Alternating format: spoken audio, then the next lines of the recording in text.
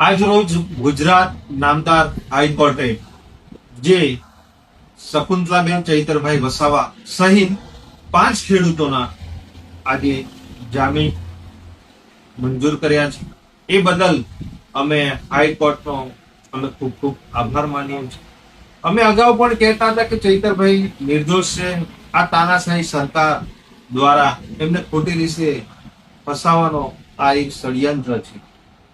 અમે આવનારા દિવસોમાં ચૈતરભાઈના પણ હાઈકોર્ટમાં જામીન અરજી મૂકશું અને અમને ચોક્કસપણે ન્યાયપાલિકા પર પૂરેપૂરો ભરોસો છે કે જેવી રીતે શકુંતલાબેન અને તમામ ખેડૂતોને આજે જામીન મળ્યા છે એવી જ રીતે આવનારા દિવસોમાં પણ ચૈતરભાઈ વહેલી તકે એમને જામીન મળશે અને સમગ્ર પ્રજાની સાથે એ રહેશે. નિરંજન. ચૈતર વસાવાના કેસમાં હાઈકોર્ટમાંથી મોટા સમાચાર બહાર આવ્યા છે. ગુજરાત હાઈકોર્ટે ચૈતર વસાવાના પત્ની શકુંતલા વસાવા અને તેના 4 આરોપીને જામીન મંજૂર કર્યા છે. જો કે ચૈતર વસાવાના જામીન મંજૂર થયા નથી. માત્ર તેના પત્ની અને સાથેના 4 આરોપીઓ એમ કુલ 5 જણાના જ જામીન મંજૂર થયા છે. વનકર્મીને મારવાના કેસમાં ધરપકડ બાદ શકુંતલા વસાવા સહિતના આરોપીઓની જામીન મેળવવા માટેની અરજી હાઈકોર્ટમાં કરવામાં આવેલી હતી.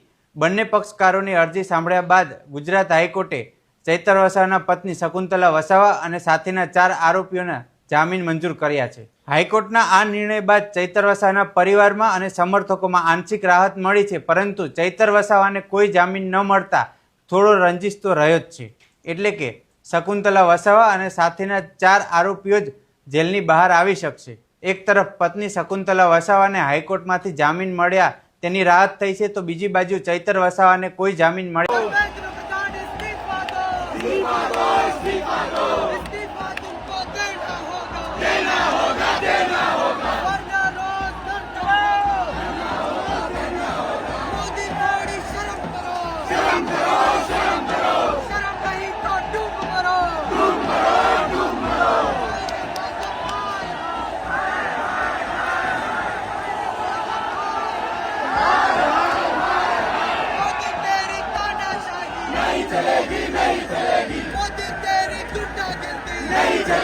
नहीं चलेगी सरफराजी की तमन्ना अब हमारे दिल में है, आज लेना दिल में है, सरफराजी की तमन्ना अब हमारे दिल में है, देखना है जोर आज लेना दिल में है. तो बोल रज़ाती हल्ला बोल, हल्ला बोल, हल्ला बोल, मुट्ठी तान के हल्ला बोल, हल्ला बोल, हल्ला बोल, पेपर लीक पे हल्ला बोल, हल्ला बोल, हल्ला बोल.